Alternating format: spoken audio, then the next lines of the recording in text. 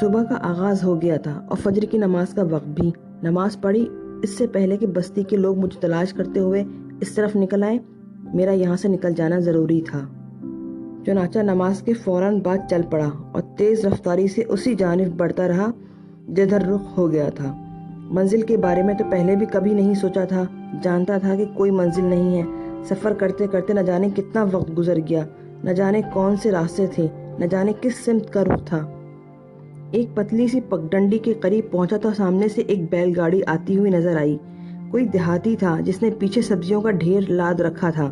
مجھے دیکھ کر گاڑی روک لی اور زور سے آواز دی، ارے او بھیا، بھیا رے، کدھر جا رہے ہو؟ اس کو دیکھ کر مجھے بھی خوشی ہوئی تھی۔ میں نے قریب پہنچ کر اس پہ غور کیا اور پھر کہا، بس بھیا، مسافر ہوں، کسی بستی کی تلاش میں تھا۔ کسی بستی کی کیوں؟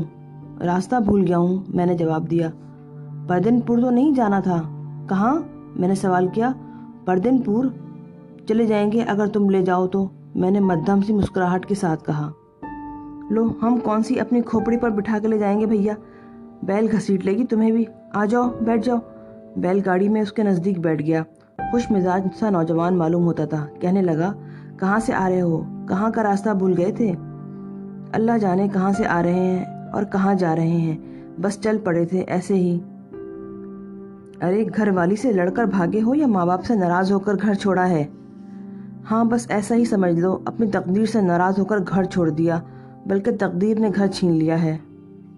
دیکھو بھائی، ہم ٹھہرے دیہاتی آدمی، ہماری کھوپڑیاں ہے چھوٹی، کھری کھری صاف صاف باتیں تو سمجھ میں آ جاتی ہیں، باقی باتیں اپنی سمجھ میں نہیں آتی۔ لوگ ویسے ہی للو کہتے ہیں، حالانکہ نام ہمارا رشید ہے۔ چونکہ باتیں ذرا کم سمجھ میں آتی ہیں، اس لیے سارے کے سارے للو کہہ کر بلاتے ہیں۔ تم برا نہیں مانتے اس بات کا؟ ارے نہیں بھیا، جو بھی کہتا ہے پیار سے ہی کہتا ہے، برا ماننے کی کیا بات ہے۔ تمہارا کیا نام ہے؟ مسعود، میں نے جواب دیا۔ یہ جان کر خوشی ہوئی کہ وہ مسلمان ہے۔ پھر میں نے اس سے کہا، تم پردن پور میں رہتے ہو؟ نہیں بھیا، ہم تو کھیری بستی کے رہنے والے ہیں، سبزیاں اگاتے ہیں اور پردن پور جا کر بیچ آتے ہیں۔ لگے بندے گراہک ہیں اپنے، کھرا مال دیتے ہیں، کھرے پیسے لیتے ہیں۔ اب پردن پور جائیں گے، ان لوگوں کو سبزی دے کے پیسے وصول کریں گے اور بھیا گھر کا سودا لے کر واپس چلے جائیں گے، رات تک کھیری پہنچ جائیں گے۔ اچھا، عزت سے کمائی کرتے ہو، یہ عبادت ہے، میں نے کہا، اور وہ دونوں ہاتھ اٹھا کر بولا، بس بھیا اللہ کا کرم ہے، روزی دے دیتا ہے۔ اور سنو، اگلی عید میں ہماری شادی ہو رہی ہے۔ اس کا نام بشیرن ہے بھیا، بڑی نیک لڑکی ہے۔ پتہ ہے اس کا باپ پچھلے دنوں پالا لگنے سے معذور ہو گیا ہے، بیچارہ شریف آدمی ہے، بخشو بھی۔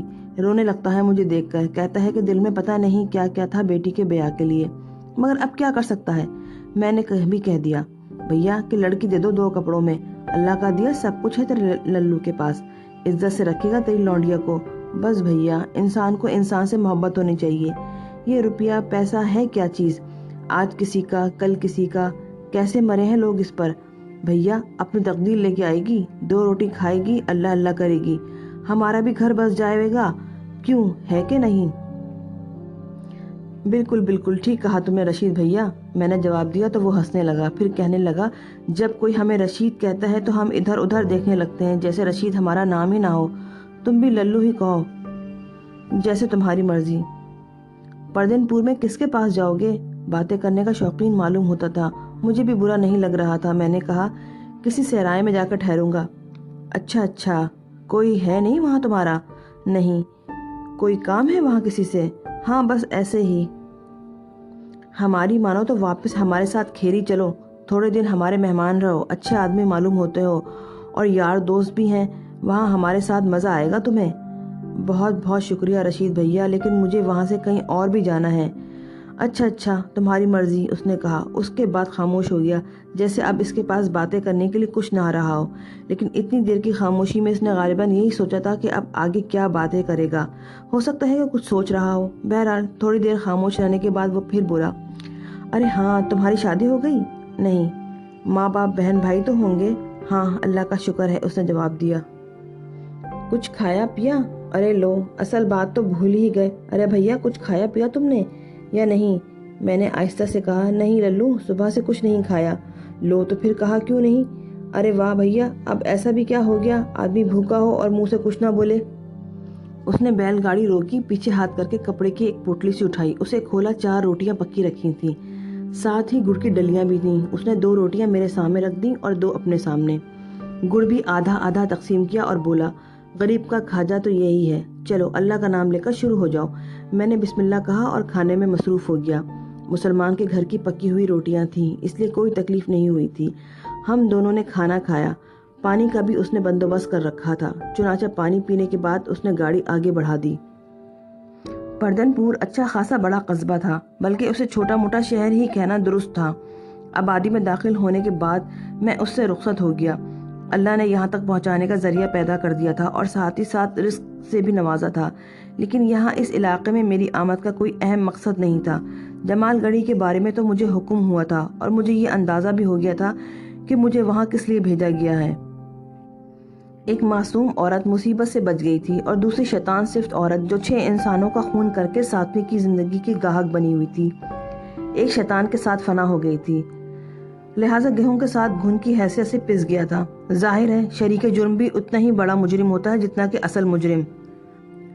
نندا نے صرف مالکن کی خوشنودی کے لیے ان 6 بچوں کو اغوا کیا تھا اور برابر کا اس جرم میں شریک رہا تھا۔ اس طرح 3 شیطان کیفر کردار کو پہنچ گئے تھے۔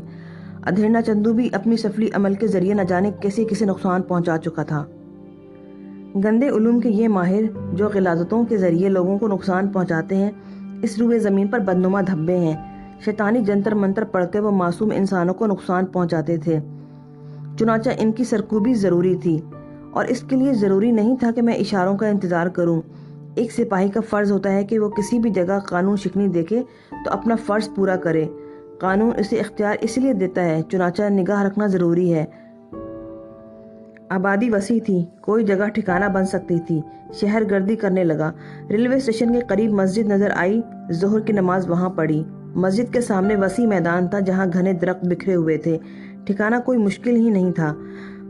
اللہ تعالیٰ نے 2 روٹیاں عطا کر دی تھیں، کام چل گیا تھا۔ رات کا کھانا ایک نان بائی کی دکان پر کھایا، 1.5 روپیہ خرچ ہوا تھا۔ ادھر ادھر دیکھا، 2 افراد نظر آئے جو شاید بھکاری تھے اور کھانا کھانا چاہتے تھے۔ پچھلے کچھ پیسے پڑے ہوئے تھے، انہیں دے دیے اور فراغت ہو گئی۔ مسجد کی قربت سے عمدہ جگہ اور کون سی ہو سکتی تھی، چنانچہ وہیں ڈیرا جما لیا۔ رات ہو گئی، عشاء کی نماز سے فارغ ہو کر آرام کرنے لیٹ گیا اور نیند آ گئی۔ صبح ہی آنکھ کھلی تھی۔ دن بھر شہر کا گشت کیا، شام کو راستہ بھول گیا اور دیر تک چکراتا رہا، لیکن اسٹیشن نہ پہنچ سکا۔ کسی سے پوچھ لینا مناسب سمجھا۔ کچھ فاصلے سے ایک شخص گزر رہا تھا، لمبی داڑھی، میلے کچیلے لباس میں تھا۔ سنو بھائی، میں نے اسے پکارا اور وہ رک گیا۔ میں اس کے قریب پہنچ گیا۔ ریلوے اسٹیشن جانا چاہتا ہوں۔ تو میں کیا کروں؟ وہ ترش لہجے میں بولا۔ راستہ بھول گیا ہوں۔ تو یہاں کیوں مر رہے ہو؟ جی، میں نے حیرت سے اسے دیکھا۔ یہاں تمہارا کوئی کام نہیں ہے، سمجھے؟ وہ سامنے ریلوے اسٹیشن ہے، ریل میں بیٹھو اور سالم نگر چلے جاؤ۔ بابا شاہ جہاں کا عرس ہو رہا ہے۔ میری سمجھ میں کچھ نہیں آیا اور میں حیرت سے اس شخص کو دیکھنے لگا۔ اس نے جیب میں ہاتھ ڈال کر کچھ نکالا اور پھر بند مٹھی میری طرف کرتے ہوئے بولا، ٹکٹ کے پیسے سنبھالو۔ آپ کون ہیں؟ کوتوال، سمجھے؟ جاؤ اپنا کام کرو، زیادہ بک بک نہیں کرتے، لو پیسے لو۔ اس نے زبردستی پیسے میری جیب میں ٹھونسے اور تیز قدموں سے آگے بڑھ گیا۔ میں حیران نظروں سے اسے جاتے ہوئے دیکھ رہا تھا۔ پھر جب وہ نگاہوں سے اوجھل ہو گیا تھا، میں نے اس کے الفاظ پر غور کیا۔ یہاں تمہارا کام نہیں ہے، اس سے زیادہ واضح الفاظ اور کیا ہوتے؟ سالم نگر چلے جاؤ، وہ سامنے ریلوے اسٹیشن ہے۔ میں نے چونک کر اس سمت دیکھا اور ششدر رہ گیا۔ ریلوے اسٹیشن سامنے نظر آ رہا تھا، ماحول ہی بدل گیا تھا۔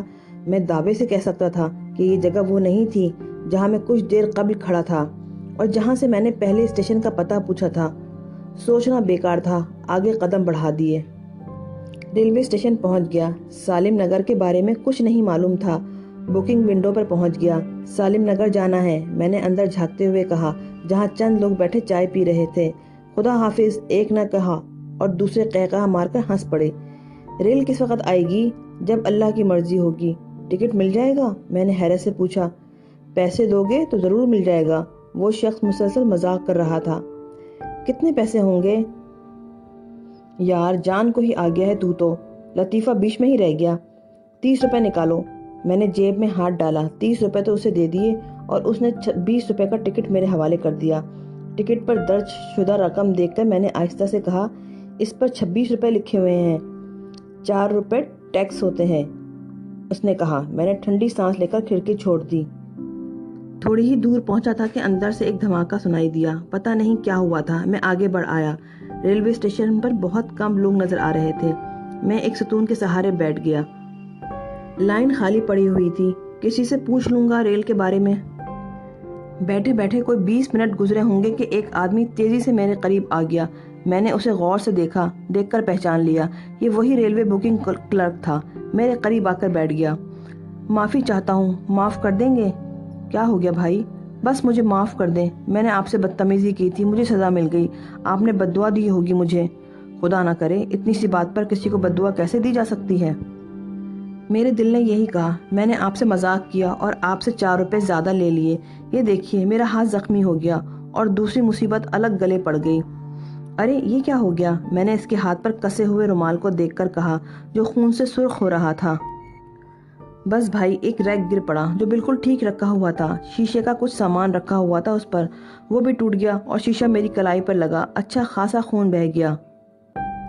بس بھائی صاحب، ایک ریک گر پڑا جو بالکل ٹھیک رکھا ہوا تھا۔ شیشے کا کچھ سامان رکھا ہوا تھا اس پر، وہ بھی ٹوٹ گیا اور شیشہ میری کلائی پر لگا، اچھا خاصا خون بہہ گیا۔ میرے ساتھ بیٹھے ہوئے 3 آدمیوں کے بھی اچھی خاصی چوٹ لگی ہے۔ ہم سب کے دل میں ایک ہی خیال آیا، وہ یہ کہ ہم لوگوں نے آپ سے بلا وجہ مذاق کیا اور میں نے 4 روپے زیادہ لے لیے۔ میں انتہائی عاجزی سے درخواست کرتا ہوں کہ آپ مجھے معاف کر دیں، اور یہ رہے آپ کے 4 روپے۔ اس نے 4 روپے میرے جانب بڑھا دیے۔ میں نے شرمندہ سی نگاہوں کے ساتھ اسے دیکھا اور کہا، آپ کے چوٹ لگنے کا مجھے افسوس ہے، اگر تھوڑی سی دل آزاری ہوئی ہے میری تو اس کے لیے میں آپ کو معاف کرتا ہوں۔ بہت بہت شکریہ جناب، میری طرف سے آپ ایک پیالی چائے ہی پی لیجئے، مجھے خوشی ہوگی۔ نہیں بھائی، چائے کی حاجت نہیں ہے، میری خوشی کے لیے۔ وہ شاید بہت زیادہ محتاط ہو گیا تھا، بہت متاثر نظر آ رہا تھا۔ تھوڑے فاصلے پر چائے بیچنے والے سے اس نے 2 پیالی چائے کے لیے کہا۔ میں نے اس سے پوچھا، اب اگر احسانی کرنا چاہتے ہو تو مجھے یہ بتا دو کہ سالم نگر جانے کے لیے ریل کتنی دیر میں آئے گی؟ بس اب سے تقریباً پونے گھنٹے کے بعد، اگر لیٹ نہ ہوئی تو۔ کدھر سے آئے گی؟ میں نے سوال کیا۔ اس نے اشارے سے مجھے سمت بتا دی۔ اتنی دیر میں چائے آ گئی۔ میرے ساتھ بیٹھ کر اس نے چائے پی اور اٹھتا ہوا بولا، میرے حق میں دعائے خیر کیجیے گا، آپ نے مجھے معاف تو کر دیا ہے۔ ریل ٹھیک پونے گھنٹے کے بعد آ گئی اور میں اس کے ایک ڈبے میں چڑھ گیا۔ مسافر زیادہ تر سو رہے تھے۔ ایک مسافر نے مجھے شیشے کر کے اپنی طرف مخاطب کیا اور جب میں نے اس کی طرف دیکھا تو اس نے مجھے ہاتھ سے اشارہ بھی کیا۔ ریل کا ڈبہ بھرا ہوا تھا، سونے والوں نے زیادہ تر جگہ پر قبضہ کر لیا تھا۔ اس شخص نے مجھے اپنے قریب جگہ دیتے ہوئے کہا، یہاں بیٹھ جاؤ۔ تم نے ریلوے بابو سے یہ نہیں پوچھا سالم نگر کا فاصلہ کتنا ہے اور تم کس وقت وہاں پہنچو گے؟ میں نے حیرانی سے اس شخص کو دیکھا۔ صورت شکل میرے لیے اجنبی تھی، سادہ سا چہرہ تھا۔ میں ششدر کھڑا رہ گیا۔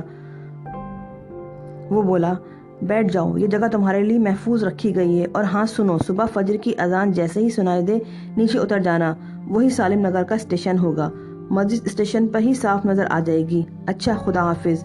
وہ دروازے کی جانب بڑھا، پھر وہاں سے رک کر پلٹا اور میری طرف رخ کر کے کہنے لگا، کسی سے اس کے بارے میں پوچھتے نہیں ہیں، ہاں جو لوگ تم سے متعارف ہونا چاہیں ان کی بات اور ہے، ورنہ ان کی پیشانی پہ اس چمک کو دیکھ لیا کرو جو انہیں اعزاز کے طور پہ ملتی ہے۔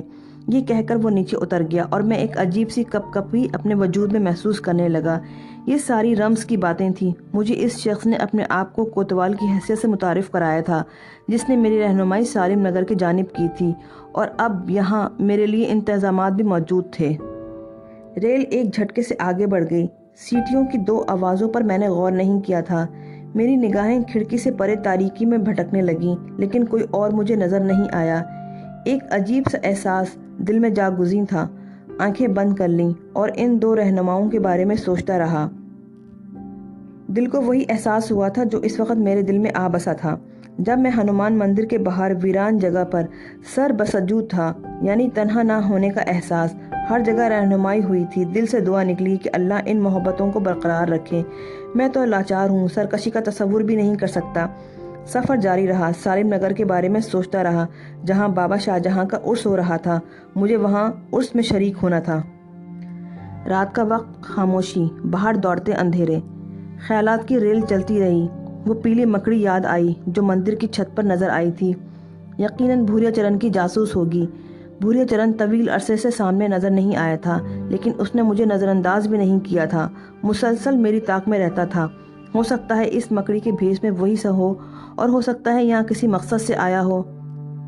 شکر تھا میں مندر میں نہیں سویا تھا، ورنہ اسے کامیابی حاصل ہو جاتی۔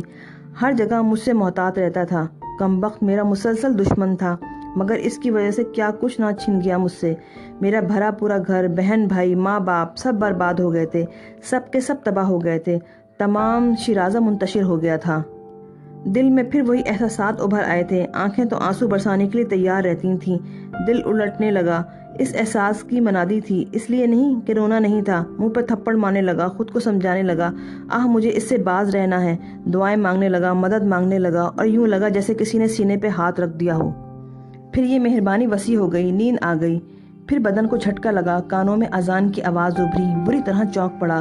بدن کو جھٹکا ریل کے رکنے سے لگا تھا۔ اذان کی آواز اسٹیشن کی مسجد سے آ رہی تھی اور مجھے یہی جگہ بتائی گئی تھی۔ دیوانوں کی طرح دروازے کی طرف بھاگا اور نیچے اتر گیا۔ فوراً ہی ریل کی سیٹی سنائی دی تھی۔ پلیٹ فارم پر کودا ہی تھا کہ ریل چل پڑی۔ اللہ نے مدد کی تھی۔ چند لمحے اور سو کر گزار دیتا تو سالم نگر نہ اتر پاتا۔ اس وقت کچھ اور سوچنا ممکن نہیں تھا۔ مسجد کے گنبد صاف نظر آ رہے تھے۔ انہیں دیکھتا ہوا آگے بڑھ گیا اور مسجد میں داخل ہو گیا۔ وضو کیا، نمازی آنے شروع ہو گئے تھے۔ نماز فجر سے فراغت ہوئی اور باہر نکلتے ہوئے نمازیوں میں سے ایک سے پوچھا، بھائی یہ سالم نگر ہے؟ بابا ہے تو، وہ حیرت سے بولا۔ بہت بہت شکریہ، تمہیں نہیں معلوم تھا؟ ہاں، مسافر ہوں، کچھ دیر قبل ریل سے اترا ہوں۔ کہاں جا رہے تھے؟ یہیں آیا تھا۔ کون سے محلے جا رہے ہو؟ مجھے بابا شاہ جہاں کے مزار پر جانا ہے۔ اوہو، عرس میں آئے ہو؟ ہاں، میرا تانگا باہر موجود ہے، چلو گے؟ ضرور چلوں گا۔ کیا مزار شریف دور ہے؟ یہاں سے 5 کوس کا فاصلہ ہے۔ کتنے پیسے لوگے؟ جو جی میں آئے دے دینا۔ پھر بھی بتاؤ۔ 1.5 روپیہ دے دینا۔ ویسے پورے تانگے کے 4 روپے ہوتے ہیں، مگر بابا جی کے مہمان ہوں اس لیے 1.5 روپیہ نہیں لوں گا۔ جیب میں ہاتھ ڈالا، وہی 4 روپے تھے جو بکنگ کلرک نے واپس کیے تھے۔ یعنی آج کا وظیفہ بڑا کھرا حساب تھا۔ بیچارہ بکنگ کلرک، میرے وظیفہ کیسے روک سکتا تھا؟ ہونٹوں پر مسکراہٹ پھیل گئی۔ تانگے والے کے ساتھ باہر نکل آیا۔ تانگے میں بیٹھ کر میں نے پوچھا، کیا نام ہے تمہارا؟ نعمت خان، اس نے گھوڑے کو ٹکٹکاتے ہوئے کہا اور تانگا آگے بڑھا دیا۔ بابا شاہ جہاں کے عقیدت مند ہو؟ کون نہیں ہے بھائی صاحب، کیا ہندو کیا مسلمان، ان کے عقیدت مند تو سب ہیں۔ ہندو بھی؟ مسلمانوں سے زیادہ بابا جی سب کے ہیں۔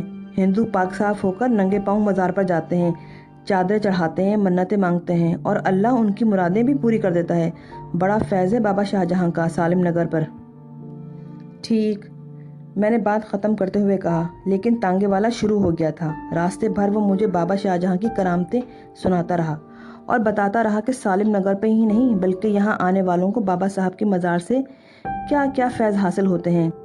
5 کوس کا فاصلہ معمولی نہیں تھا۔ خوب سورج چڑھ گیا تھا۔ سورج سر پہ تھا تب ہم بابا شاہ جہاں کے مزار پر پہنچے۔ در حقیقت پر نور مزار تھا، کسی قدر بلندی پر بنا ہوا تھا۔ اطراف میں گھنا جنگل پھیلا ہوا تھا، لیکن جنگل میں منگل ہو رہا تھا۔ دکانداروں نے اپنی تھڑیں الگ جما رکھی تھیں، جگہ جگہ خیمے نظر آ رہے تھے۔ صاحب حیثیت لوگ اپنی اپنی گاڑیوں میں آئے ہوئے تھے اور اپنے ساتھ چھولداریاں لائے تھے۔ ہر جگہ یہ چھولداریاں نصب تھیں۔ جو اپنے خیمے اور چھولداریاں نہیں لا سکے تھے، انہوں نے گھنے درختوں کی چھاؤں میں پناہ لی ہوئی تھی۔ چولہے گرم ہو رہے تھے، جگہ جگہ دھواں اٹھ رہا تھا، لوگ چہل قدمی میں مصروف تھے۔ زیارت کرنے والے مزار پہ آ جا رہے تھے اور ان کے چہروں سے عقیدت کا اظہار ہوتا تھا۔ بہت سے دھوتی برداروں کو بھی دیکھا، ننگے پاؤں مزار سے نکل رہے تھے، چہرے پر عقیدت تھی، ظاہر ہوتا تھا کہ کوئی صاحب کرامت شخصیت ہیں۔ مجھے بھلا کسی پناہ گاہ کی کیا ضرورت تھی؟ جہاں شب ہوتی وہیں شب بسری کی جا سکتی تھی۔ فوراً ہی مزار اقدس کی جانب بڑھ گیا اور سب سے پہلے مزار پاک پر فاتحہ خوانی کی۔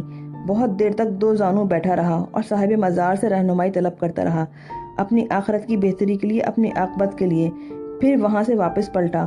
بس وہی کھایا ہوا تھا جو پچھلی رات کو کھایا تھا، چنانچہ شدید بھوک لگ رہی تھی۔